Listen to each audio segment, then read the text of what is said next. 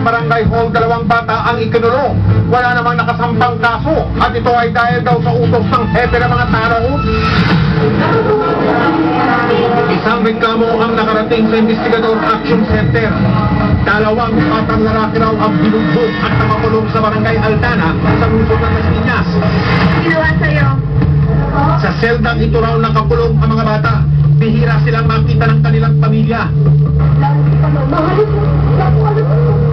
Para makita ni Trixie ang mga kapatid, kailangan daw ang maitulog ni Wilfredo Justiniani alias Caboy, Executive Officer o XO. Siya rin ang hepe ng mga barangay tanong.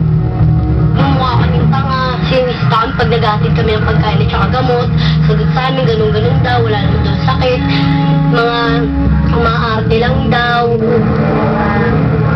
Sa araw-araw na pagbisita ng pamilya mula noong 12 ng Hunyo, sa bintanang ito lang nakakausap ng mga bata. Dito na rin inaabot ang kanilang pagkain. Kumusta kayo? Ayos po. Anong nararamdaman mo?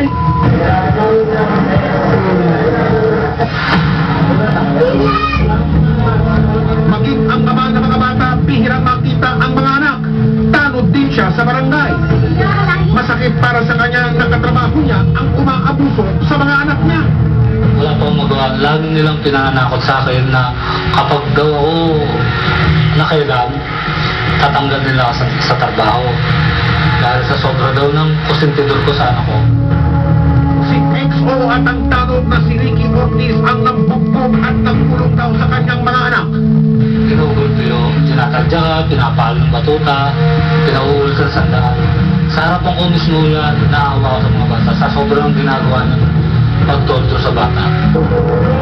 May isang buwan na raw nakakulong sa barangay jail ang 15 anyos na si Pakito.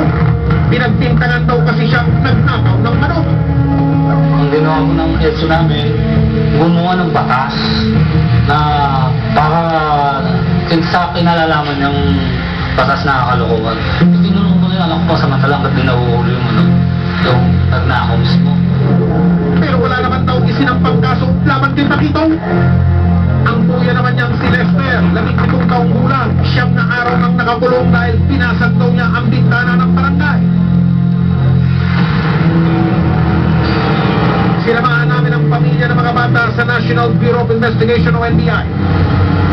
Nagsampa ng reklamo si Trixie laban kay EXO at Ricky Ortiz dahil sa pambubugbog at pagkulong daw sa kanyang mga kapatid. Binugbog po yung kuya ko. Pagkabugbog. Dahil isang tanod at saka yung ex ang bumugbog. Ano yun o? Sa lugar? Ipinanood namin sa NBI ang video kung saan nakakulong ang 2 bata. Doon ko sa dito. Ano ito? Tatabi po na ako sa maliit. Yung dalawang dyan ba napapalit? Tinano ng NBI ang pagsagip sa mga bata.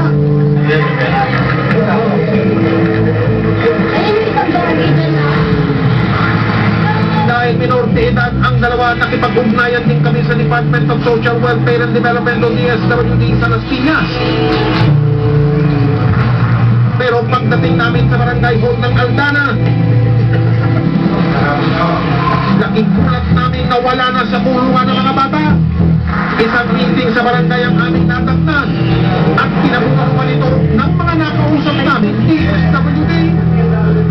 ito, mga internal arrangement. Yun na po.